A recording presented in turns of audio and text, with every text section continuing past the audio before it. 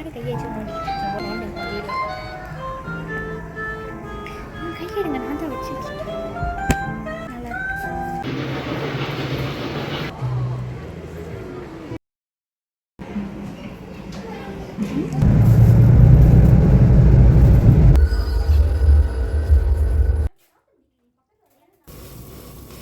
அதுவும் ஃப்ரேமில் கேப்சர் ஆச்சு போயிடுவே நீங்கள்.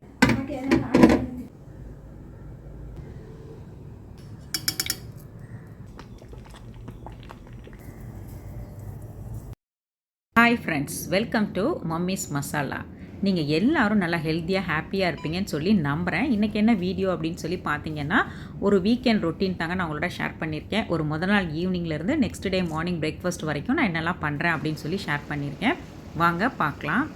எனக்கு ஒரு கமெண்ட் ரீசெண்டாக வந்துருந்துச்சு, அக்கா நீங்கள் வெளியில் எங்கேயும் பெருசாக போகவே மாட்டிங்களா, வெளியில் எதுவுமே வ்ளாகே போட மாட்டேங்கிறீங்களே, எப்போவுமே கிச்சன் மட்டும்தான் காட்டுவீங்களா அப்படின்னு சொல்லி கேட்டிருந்தாங்க. வீக்கெண்ட் ஆனாலே வெளியே தான் போகணும் அப்படிங்கிற அந்த கல்ச்சர் வந்து நம்ம வீட்டில் சுத்தமாக கிடையாது. வீக் ஃபுல்லாக பிஸியாகவே இருக்கிறதுனால வீக்கெண்டு தான் பார்த்தீங்கன்னா ஃபேமிலிக்குன்னு கொஞ்சம் டைம் ஒதுக்கி நல்லா சமைச்சு சாப்பிட்டுட்டு மனசு விட்டு உட்காந்து நல்லா கதை பேசி ரெஸ்ட் எடுத்துகிட்டு ரிலாக்ஸாக மூவி ஏதாவது பார்த்துட்டு நெக்ஸ்ட் வீக்குக்கு அப்படியே ரெடி ஆகிடுவோம். ஸோ எங்களுக்கு பொறுத்த வரைக்கும் இதுதான் 200% வந்து ஹாப்பினஸ் கொடுக்குது. ஸோ எங்களுக்கு எது தேவையோ, எது பிடிச்சிருக்கோ, எது கன்வீனியண்ட்டாக இருக்கோ அதை மட்டும்தான் நாங்கள் செய்வோம். அடுத்தவங்களுக்காக நம்ம எப்பயுமே வாழக்கூடாது. கரெக்டுங்களா? அது ஒரு லாங் வீக்கெண்டு. வாங்கம்மா உங்களுக்கு பிடிச்ச ஒரு இடத்துக்கு பிடிச்ச ஒரு விஷயத்துக்காக கூட்டிகிட்டு போகிறேன்னு சொல்லி எங்கள் பாப்பா கூட்டிகிட்டு போன இடம் தான் இந்த ஜூராங் ஈஸ்ட் இன்டர்சேஞ்சு. இங்கேயே பார்த்தீங்கன்னா 2 ஷாப்பிங் மால் இருக்குங்க, ஜெம் வெஸ்டிகேட்டுன்னு சொல்லி. ஸோ 2 இருக்கிறதுனால மேக்ஸிமம் இங்கே எல்லாமே வாங்கிக்கிடலாம். இந்த அளவுக்கு ரொம்ப பெரிய மால் தான் ரெண்டுமே. அன்னைக்கு நாங்கள் கிளம்பி வந்த இடம் தான் பார்த்தீங்கன்னா இந்த ஹூகா ஷாப் தான் வந்திருந்தோம். இங்கே வந்து பார்த்தீங்கன்னா நிறைய வந்துட்டு சேல் போட்டிருந்தாங்க, 50, 40, 70 சொல்லிட்டு. ஹோல்டர் எதுக்காக இருக்கும் அப்படின்னு சொல்லி யோசிச்சுட்டு இருந்தேன். அப்போ தான் என் பொண்ணு சொன்னாங்க, அம்மா இது பீர் பாட்டில் வைக்கிற ஸ்டாண்டுமா அப்படின்னு சொல்லிட்டு. ஒரு நிமிஷம் பார்த்துட்டு அரண்டு போயிட்டேங்க. அதுக்கு கூட எவ்வளோ அழகாக ஸ்டாண்ட் வச்சுருக்காங்க பாருங்கள். டைனிங் வேர்ஸ்லாம் பார்த்தீங்கன்னா அப் டு 70% வரைக்கும் ஆஃபர் இருக்குது. ஸோ நமக்கு ஏதாவது வாங்கணும் அப்படின்னு சொன்னாக்கா கண்டிப்பாக இங்கே பர்ச்சேஸ் பண்ணலாம். நாங்கள் வந்து பார்த்திங்கன்னா மெயினாக வந்துட்டு இந்த பெட்டுக்கு தேவையான பெட் ஸ்ப்ரெட்டு, பிளாங்கெட்டு இந்த மாதிரி ஐட்டங்கள் தான் இங்கே மெயினாக பர்ச்சேஸ் பண்ணுவேன். ஸோ அதுதான் நான் வந்து அன்றைக்கி வாங்கியிருந்தேன். இதுவெல்லாம் பார்த்திங்கன்னா அந்த மெட்டீரியல், அதுக்கப்புறம் அந்த குவாலிட்டி, அதை பொறுத்து அதில் உள்ள அந்த செட்டை பொறுத்து, அதாவது சில இதில் பிளாங்கெட் வரும், சில இதில் வராது. அந்த மாதிரி அந்த ஃபிட்டட் ஷீட்டாக இல்லை வந்துட்டு பிளாங்கெட்டாக அந்த மாதிரிலாம் பார்த்து அதுக்கு தகுந்த மாதிரி ப்ரைஸ் எல்லாம் ஃபிக்ஸ் பண்ணியிருந்தாங்க. ஸோ 40% டிஸ்கவுண்ட் இருந்துச்சு, 50%லேயும் இருந்துச்சு. நமக்கு ஏதாவது வாங்கணும் அப்படின்னு சொன்னாக்கா இங்கே தாராளமாக வாங்கலாம். மற்றபடி வேறு எதுலேயும் சேலெல்லாம் கிடையாது. இந்த மாதிரி கிச்சன் ஐட்டம், அதுக்கப்புறம் அந்த ஆர்டிஃபிஷியல் ஃப்ளவர்ஸ் எல்லாம் நிறைய வச்சுருந்தாங்க. யாருக்காவது நம்ம கிஃப்ட் பண்ணணும் அப்படின்னு சொன்னால் கண்டிப்பாக பண்ணலாம். அதே மாதிரி பெட் அனிமல்ஸ்க்கு தேவையான திங்ஸுமே இங்கே நிறைய ஆக்சசரிஸ்லாம் இருந்துச்சு. ஆனால் அதுலெல்லாம் எந்த விதமான ஆஃபர் சேல்லாம் கிடையாது. இங்கே வந்து நேச்சுரல் பிளான்ட்ஸு, ஃப்ரூட்ஸ், அதுக்கப்புறம் ஃப்ளவர்ஸ்லேருந்து எடுக்கிற நேச்சுரல் ஃப்ராக்ரன்ஸை வச்சு நிறைய சென்ட்டெல்லாம் வந்து சேல் பண்ணுவாங்க. ரொம்ப சூப்பராக இருக்கும். கேஷ் வந்து இங்கே அக்செப்ட் பண்ண மாட்டாங்க, ஒன்லி கார்டு தான். நமக்கு தேவையான செலக்டிவான திங்ஸ் எல்லாம் வந்துட்டு இந்த மாதிரி சேல் போடும்போது வாங்கினோம்னா நல்லா அஃபோர்டபுள் ப்ரைஸ்லேயே நல்லா குவாலிட்டியானதாக, நல்லா பிராண்டடானதாக வாங்கி யூஸ் பண்ணலாம். இது கொஞ்சம் எக்ஸ்பென்சிவாக இருக்கிற மாதிரி ஃபீல் பண்ணால் கூட இதோட லைஃப் பார்த்திங்கன்னா நல்லா உழைக்கும். நம்மளுக்கு வந்து யூஸ் பண்ணுறதுக்கும் ரொம்ப சூப்பராக இருக்கும். ஸோ அன்றைக்கி எங்களுக்கு தேவையான கொஞ்சம் திங்ஸ் எல்லாம் வாங்கிட்டு நாங்கள் அப்படியே கிளம்பிட்டோம். இனி போய் என்ன பண்ண போகிறோம் அப்படின்னு சொல்லிட்டு ரொம்ப சிம்பிளாக வந்துட்டு நைட்டு டின்னருக்கு நம்ம அஞ்சப்பர்லேயே வந்து கொஞ்சம் டிஃபன் ஐட்டமாக வாங்கிட்டு கிளம்பியாச்சு.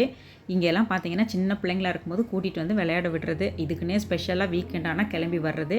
இப்போ பசங்களும் பெருசாகிட்டாங்க, அவங்களும் பிஸி ஆகிட்டாங்க. ஸோ டைமுங்கிறதே ரொம்ப கம்மியாக இருக்குது. ஸோ கிடைக்கிற நேரம் ஃபேமிலியோட டைம் ஸ்பெண்ட் பண்ண தான் பிடிக்குதே ஒழிய வெளியில் போய் சுற்றுறதுக்கு சுத்தமாக இன்ட்ரெஸ்ட்டே கிடையாது.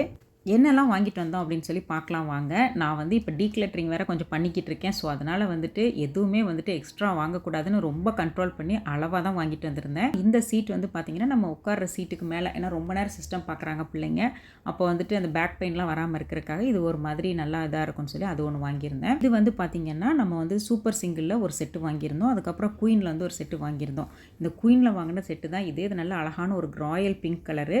இது வந்து பார்த்திங்கன்னா ஆஃப்டர் டிஸ்கவுண்ட் போக $85 வந்துச்சு. மெட்டீரியல் அவ்வளோ சாஃப்டாக நல்லா கூலிங்காக செல்ஃப் டிசைன் போட்டு சூப்பராக இருந்துச்சு. அதே மாதிரி இது வந்து பார்த்திங்கன்னா சூப்பர் சிங்கிள். இது கூட வந்து எக்ஸ்ட்ரா பிளாங்கெட் ஒன்று வரும். இதோட ப்ரைஸ் வந்து $90 டிஸ்கவுண்ட் போக. இல்லைனா இது வந்து பார்த்திங்கன்னா இதெல்லாம் 150, 170 அந்த ரேஞ்ச் உள்ளது. இப்போ வந்து ஆஃபரில் $90. நம்மளாம் வேண்டான்னு சொல்லி தூக்கி போட்டால் தான் ஆச்சு. அது வரைக்கும் அப்படியே தாங்க இருக்கும். நெக்ஸ்ட் டே மார்னிங் பிரேக்ஃபாஸ்ட்டுக்கு சின்ன சின்ன ப்ரீப்ரிப் ஒர்க்லாம் பண்ண வேண்டியது இருந்துச்சு. ஸோ அதெல்லாம் பண்ணலாம் அப்படின்னு சொல்லிட்டு ஸ்டார்ட் பண்ணியாச்சு. அக்கா என்னதான் நீங்கள் மில்க் யூஸ் பண்ணுறீங்க, காஃபி, டீ, அதுக்கப்புறமா தயிர் உர ஊற்றுறதுக்கு அப்படின்னு சொல்லி இப்போவும் கேட்டுட்ருக்கீங்க. மேபி புதுசாக வந்த சப்ஸ்கிரைபர்ஸாக இருக்கலாம். நான் வந்து இது ஆல்ரெடி நான் ஷேர் பண்ணியிருக்கேன். நான் வந்து பார்த்திங்கன்னா எப்போவுமே வந்து மேஜி தான் யூஸ் பண்ணியிருக்கேன். இப்போ ரீசெண்டாக தான் வந்து க்ரீன்ஃபீல்டு வந்து யூஸ் பண்ணுறேன். கேட்டிங்கன்னா மேஜி வந்து தயிரை விட காஃபி டீக்கு மட்டும் நல்லாயிருக்கும். தயிருக்கு வந்து நான் தனியாக தான் வாங்குறதா இருந்துச்சு. இப்போ வந்து பார்த்திங்கன்னா க்ரீன்ஃபீல்டுங்கிற ஒரு பால் நான் யூஸ் பண்ணுறேன். அதுவும் ஃப்ரெஷ் மில்க் தான். NTUC மற்ற எல்லா ஷாப்பிங் மால்லையுமே கிடைக்கும். அது வந்து 2 லிட்டர்லேயும் அவைலபிளாக இருக்குது, 1 லிட்டர்லேயும் அவைலபிளாக இருக்குது. அந்த பால் தான் பார்த்திங்கன்னா நான் வந்துட்டு காஃபி, டீ, அதுக்கப்புறமா வந்து தயிர் இது எல்லாத்துக்குமே வர்றதுனால அந்த ஒரே பாலையே நான் வந்து இப்போ யூஸ் பண்ணுறேன். எப்போவாச்சும் இந்த க்ரீன்ஃபீல்டு வந்து ஸ்டாக் இல்லை அப்படின்னு சொன்னால் மட்டும் நான் மேஜி வாங்குறேன். ஸோ அதனால் இது 2 தவிர வேறு எதுவும் நான் இப்போ வாங்குறதில்ல, யூஸ் பண்ணுறதும் கிடையாது. இந்த பால் வந்து பார்த்திங்கன்னா அமுல் தாசான்னு சொல்லி இது வந்து பேக்கெட் பால். இது மாதிரி நிறைய பிராண்டு ஃபார்ம் ஹவுஸு, மெக்னோலியா, அதுக்கப்புறம் நிறைய இருக்குது. நந்தினி, நம்ம ஊர்லேருந்து வர ஆவின் பால், நிறைய மில்க் இருக்குது. இது எல்லாமே பார்த்திங்கன்னா ஒரு 1 இயர் வரைக்குமே வந்து எக்ஸ்பைரி டேட்டோடு இருக்கும். அதாவது ஓப்பன் பண்ணாமல் வெளியிலேயே வச்சு நம்ம ஸ்டோர் பண்ணலாம். ஒன்ஸ் ஓப்பன் பண்ணதுக்கப்புறமா தான் நம்ம ஃப்ரிட்ஜில் கீப் பண்ணணும். பாலெல்லாம் வந்து சீக்கிரம் கெட்டு போகக்கூடிய பொருள். அதுவே பார்த்திங்கன்னா 1 இயர் வரைக்கும் எக்ஸ்பைரி டேட் வச்சு மேனேஜ் பண்ணுறாங்க அப்படின்னு சொன்னாக்கா அதில் எந்த அளவுக்கு ப்ரிசர்வேட்டிவ் ஆட் பண்ணியிருப்பாங்கன்னு சொல்லி என்னோட தாட்டு. திருப்பியும் மென்ஷன் பண்ணுறேன், என்கிட்ட கேட்குறதுனால மட்டும்தான் நான் வந்துட்டு இதை ஷேர் பண்ணியிருக்கேன். மற்றபடி உங்கள் சாய்ஸ் தான். உங்களுக்கு எது பிடிச்சிருக்கோ அதே மாதிரி வாங்கிக்கோங்க. பர்சனலாக எனக்கு வந்து பார்த்திங்கன்னா இதோட டேஸ்ட்டும் அவ்வளோவா எனக்கு பிடிக்காது. அதே மாதிரி இதோட ப்ரிசர்வேட்டிவ் நிறைய ஆட் பண்ணியிருப்பாங்களோன்னு சொல்லி எனக்கு ஒரு டவுட். எப்போயுமே வந்து பார்த்திங்கன்னா க்ரீன்ஃபீல்டு, மேஜி இது 2 ஃப்ரெஷ் மில்க் மட்டும்தான் நான் யூஸ் பண்ணுவேன். அந்த ஃப்ரெஷ் மில்க்லாம் பார்த்திங்கன்னா ஒரு 1 வீக் மட்டும்தான் அதோட எக்ஸ்பைரி டேட் இருக்கும். அதுக்குள்ளே நம்ம யூஸ் பண்ணி முடிச்சிடணும். நான் இன்றைக்கி வீடியோ பர்பஸ்க்காக நான் அமுல் தாசாவில் இன்றைக்கி தயிர் ஊற்றி காட்டுறேன். ஏன்னா அது ஒரு சிஸ்டர் கேட்டிருந்தாங்க இந்த பால்லாம் எப்படி வந்துட்டு பண்ணணும் அப்படின்னு சொல்லிட்டு. ப்ரைஸும் அதே மாதிரி கேட்டிருந்தீங்க. இந்த நார்மல் பேக்கெட் பால்லாம் பார்த்தீங்கன்னா 1 லிட்டர் ஒரு 2.5 வெள்ளி அப்படி வந்துச்சுன்னா, ஃப்ரெஷ் மில்க் வந்து ஒரு 3-3.5 வெள்ளி வந்துடும். இந்த மாதிரி ப்ரைஸ்லேயும் கொஞ்சம் டிஃப்ரென்ஸ் இருக்குது. அதே மாதிரி டேஸ்ட்டும் கொஞ்சம் மாறுபடும். நீங்களே வந்துட்டு உங்களுக்கு எது வேணும்னு சொல்லி ஒரு தடவை பேக்கெட் பால் வாங்கி ட்ரை பண்ணுங்கள், ஒரு தடவை ஃப்ரெஷ் மில்க் வாங்கி ட்ரை பண்ணுங்கள். உங்களுக்கு எது வந்துட்டு பிடிச்சிருக்கோ, எது உங்களுக்கு கன்வீனியண்ட்டாக இருக்கோ அதுவே நீங்கள் வந்து ஃபாலோ பண்ணிக்கோங்க. அன்றைக்கி அமுல் தாசா பால் ஒரு 1 லிட்டரை வந்து கொஞ்சம் நல்லா காய்ச்சி ஒரு 2 நிமிஷம் நல்லா சிம்லேயே வச்சு நல்லா சுண்டை காய்ச்சி எடுத்து வச்சுட்டேன். இது வந்து பார்த்திங்கன்னா நல்லா வந்துட்டு ஒரு ரூம் டெம்பரேச்சருக்கும் கொஞ்சம் முன்னால், அதாவது கை வச்சோம்னா கை வந்து கொஞ்சம் பொறுக்கிற சூட்டில் இருக்கும்போது நம்ம உர ஊற்றி வச்சுக்கலாம். மார்னிங் பிரேக்ஃபாஸ்ட்டுக்கு வந்து நான் சோள சாதம் செய்யலாம் அப்படின்னு சொல்லிட்டு வெள்ளை சோளம் தான் எடுத்திருந்தேன். ஆக்சுவலாக பார்த்திங்கன்னா இது வந்து சிவப்பு சோளமாக இருந்தால் இன்னுமே நல்லா ஹெல்த்தியாக இருக்கும். பட் எனக்கு கிடைக்கல. ஸோ இருந்தது வந்து வெள்ளை தான், அதனால் அதையே வாங்கிக்கிட்டேன். நல்லா வாஷ் பண்ணி ஒரு 4-5 வாட்டி வாஷ் பண்ணி தண்ணி நல்லா டிரான்ஸ்பரண்ட்டாக வர்ற வரைக்கும் வாஷ் பண்ணி தண்ணி ஊற்றி ஊற வச்சு ஃப்ரிட்ஜில் எடுத்து வச்சுட்டேன். மார்னிங் வந்து சாதம் செஞ்சுக்கலாம் அப்படின்னு சொல்லிட்டு. தயிருக்கு வந்து பார்த்திங்கன்னா நான் இன்றைக்கி வந்து உர ஊற்றுறதுக்கு இந்த க்ரீக் யோகர்ட் தான் எடுத்திருக்கேன். இது வந்து பார்த்திங்கன்னா ஜஸ்ட்டு கொஞ்சமாக பாலில் அதை நல்லா வந்துட்டு டைலூட் பண்ணிவிட்டு அதை அப்படியே நம்ம பாலில் மிக்ஸ் பண்ணி அப்படியே மூடி வச்சிட வேண்டியதான். மார்னிங் ஒரு 5 to 8 hours கழித்து ஓப்பன் பண்ணி பார்த்தீங்கன்னா நல்ல கெட்டி தயிர் சூப்பராக செட் ஆகிருக்கும். கண்டிப்பாக ரொம்பவே சூப்பராக இருக்கும். ட்ரை பண்ணி பாருங்கள். இந்த க்ரீன்ஃபீல்டில் ஊற்றி வைக்கிற தயிர் பார்த்திங்கன்னா நம்ம ஊரில் தயிர்காரவங்கள்ட்டெல்லாம் வாங்கி சாப்பிடும்ல அந்த டேஸ்ட்டில் இருக்கும். சூப்பராக இருக்கும். கண்டிப்பாக அதையும் ஒரு தடவை ட்ரை பண்ணி பாருங்கள். மத்தியானமே இந்த ஃப்ரிட்ஜில் உள்ள ட்ரேயெல்லாம் எடுத்து வாஷ் பண்ணி வச்சுருந்தேன். ஸோ நல்லா ட்ரை ஆயிடுச்சு. நைட்டு அதையும் எடுத்து எல்லாத்தையுமே செட் பண்ணி வச்சுட்டு, நான் பெருசாக ஃப்ரிட்ஜிலெலாம் எதுவும் ஸ்டோர் பண்ணுற ஆள் கிடையாது. ஸோ அதனால் ரொம்ப கம்மியாக தான் இருக்கும். இருந்த கொஞ்சத்தை எடுத்து வெளியில் போட்டு க்ளீன் பண்ணிவிட்டு திருப்பி எல்லாத்தையுமே அரேஞ்ச் பண்ணி வச்சுட்டேன். இதெல்லாம் பண்ணி வச்சா தான் காலையில் பார்த்திங்கன்னா வேலை கொஞ்சம் ஈஸியாக இருக்கும். அவளே கொஞ்சம் எக்ஸ்ட்ரா டைம் எடுத்து கிச்சனில் ஏதாவது வேலை பார்க்கலாம் அப்படின்னு சொல்லி பார்த்தா கூட என் பசங்க என்னை விடவே மாட்டாங்க. சீக்கிரம் வாங்கம்மான்னு சொல்லி கிச்சனில் நம்ம கூட உட்காந்துருப்பாங்க. எங்கள் வீட்டில் தான் இப்படியா இல்லை உங்கள் வீட்லேயும் இந்த மாதிரி தானா அப்படின்னு சொல்லி மறக்காமல் கமெண்ட்டில் ஷேர் பண்ணுங்கள். கொஞ்சம் காலையில் லேட்டாக தான் எந்திரிச்சிருந்தேன். நைட்டு மட்டும் பார்த்திங்கன்னா ஒரு 3 மணிக்கெலாம் எந்திரிச்சு வந்து தயிர் தூக்கி ஃப்ரிட்ஜில் வச்சுட்டேன். ஏன்னா ரொம்ப காலையில் வரைக்கும் வச்சோம்னா கொஞ்சம் புளிச்ச மாதிரி ஆயிரும் அப்படின்னு சொல்லிட்டு. நான் எப்பயுமே அந்த மாதிரி தான் மிட் நைட்டில் கொஞ்சம் எந்திரிச்சு வர பழக்கம் உண்டு எனக்கு. அந்த மாதிரி வரும்போது தான் அந்த தயிர் எடுத்து ஃப்ரிட்ஜில் வச்சுட்டு இப்போ மார்னிங் தான் வெளியில் எடுத்து வச்சுருந்தேன். எவ்வளோ கெட்டியாக இருக்குது பார்த்திங்களா. ஸ்லைமினஸ் கொஞ்சம் கூட இருக்காது. நல்லா அப்படியே கத்தி மாதிரி வெட்டி எடுக்கலாம். அவ்வளோ சூப்பராக இருக்கும். ஸோ கண்டிப்பாக நீங்கள் ட்ரை பண்ணி பாருங்கள். வீட்டிலே நல்ல கெட்டி தயிர் உருவாக்கலாம். இந்த மாதிரி தாங்க அன்றைக்கி நான் ஊற்றி வச்சுருந்தேன். இன்றைக்கி வந்து பார்த்திங்கன்னா சோளம் வந்து நல்லா ஒரு 8 மணி நேரம் நல்லா ஊறிடுச்சு. ஸோ இந்த டைமில் பார்த்திங்கன்னா நல்லா சாஃப்டாக இருக்கும். அந்த தண்ணி நல்லா வடிச்சிடணும். வடித்து முடிச்சுட்டு நல்லா ட்ரை ஆனதுக்கப்புறமா தண்ணி கொஞ்சம் கூட இருக்கக்கூடாது. அந்த மாதிரி டைமில் ஒரு மிக்ஸி ஜாருக்கு இந்த சோளத்தை மாற்றி நல்லா ஒரு ரவை பதத்துக்கு 1-2 வந்துட்டு நல்லா பொடிச்சு எடுத்துக்கிறணும்.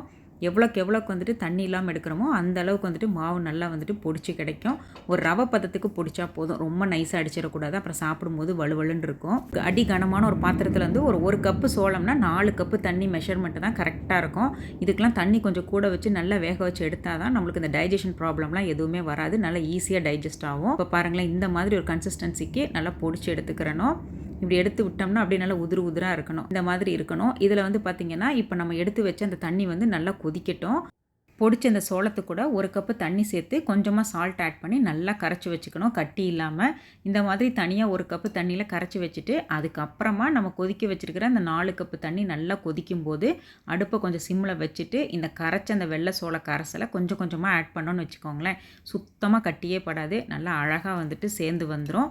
அதுக்கப்புறம் இந்த தண்ணிக்கும் சோளத்துக்கும் நல்லா வெந்து வாசம் வரும். ஒரு 10 நிமிஷம் சிம்மில் வச்சு மூடி போட்டு திறந்து அப்பப்போ கிளறி விட்டோம்னா நல்லா வந்துட்டு சூப்பராக வெந்து வந்துடும்.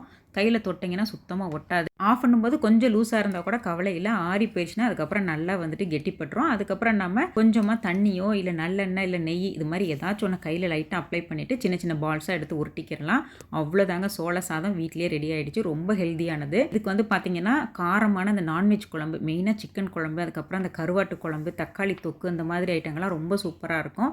பட் நான் அன்றைக்கி வந்து பார்த்திங்கன்னா பொட்டேட்டோ ஃப்ரை தான் பண்ணியிருந்தேன். ஏன்னா உருளைக்கிழங்கு வீட்டில் நிறைய இருந்துச்சு, அதனால் அதை பண்ணிடலாம் அப்படின்னு சொல்லிட்டு அதான் பண்ணியிருந்தேன்.